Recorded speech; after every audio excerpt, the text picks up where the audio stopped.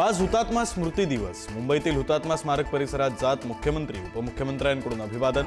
मुंबईसह स्वतंत्र महाराष्ट्राच्या निर्मितीसाठी 107 हुतात्म्यांच्या बलिदानाचं स्मरण। अखेर नेरूळमधील छत्रपती शिवाजी महाराजांच्या पुतळा अनावरणाचा मुहूर्त सापडला। आज उपमुख्यमंत्री एकनाथ शिंदे, वनमंत्री गणेश नाईक यांच्या हस्ते लोकार्पण। 5 दिवसांपूर्वी मनसे नेते अमित ठाकरेंनी परवानगी न घेता केलं होतं लोकार्पण।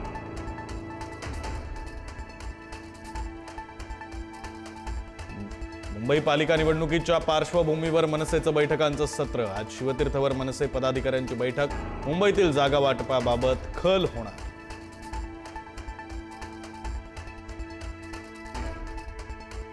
नगर परिषद नगरपंचायत निवडणुकीसाठी अर्ज मागे घेण्याचा आजचा शेवटचा दिवस। बंडखोरांना थांबवण्याचे राजकीय पक्षांसमोर मोठं आव्हान। आज अनेक ठिकाणच्या लढतीचं चित्र स्पष्ट होणार।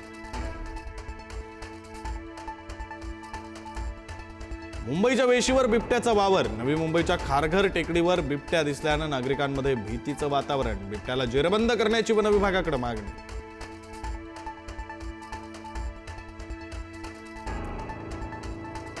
मालेगावातील अल्पवयीन मुलीवरील अत्याचार प्रकरणात महिला आणि नागरिक आरोपी विरोधात संतप्त। आरोपीला 27 तारखेपर्यंत पोलीस कोठडी। आज संपूर्ण मालेगाव बंदची हाक।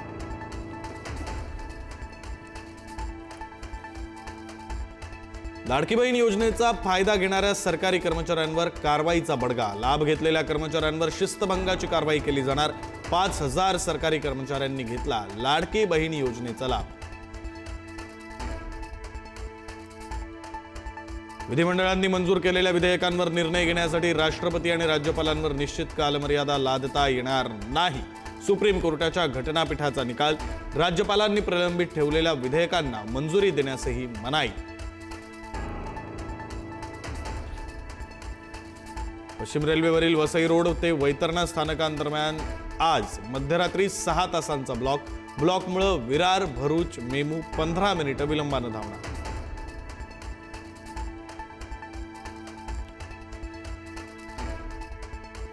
डिसेंबर अखेर दहिसर ते काश्मीर मार्गावर मेट्रो सुरू होणार। दहिसर ते काशेगाव या पहिल्या टप्प्याचं काम पूर्ण। मेट्रो 9 मेट्रो 7 सोबत जोडली जाणार। काल मंत्री प्रताप सरनाईक यांनी केली पाहणी। मुंबईतील क्लस्टर घरांसाठी नोंदणी शुल्क माफ। 400 ते 600 चौरस फुटांपर्यंतच्या घरांसाठी सवलत। जुन्या इमारतींमधील भाडेकरू आणि रहिवाशांना नवीन इमारतीत जागा देताना नोंदणी फी माफ।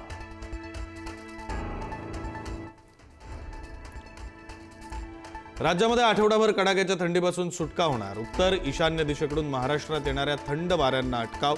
23 आणि 24 नोव्हेंबरला हलक्या सरी कोसळण्याची शक्यता। उद्योगपती अनिल अंबानींची आणखी 1452 कोटी रुपयांपेक्षा जास्त किमतीची मालमत्ता जप्त। ईडीची मोठी कारवाई। जप्त मालमत्तांमध्ये नवी मुंबईतील धीरूभाई अंबानी नॉलेज सिटीचाही समावेश।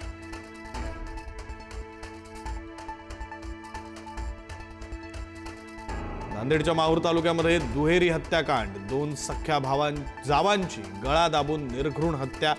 दोघी शेतात कापूस वेचत असताना अज्ञात व्यक्तीनं हत्या केल्याची प्राथमिक माहिती। तामिणी घाटात थार गाडीचा भीषण अपघात। अपघातामध्ये 6 जणांचा मृत्यू। तीव्र उतारावरून गाडी 500 फूट खोल दरीत कोसळली। सर्वजण पुण्याच्या खडकवासलामधील रहिवासी।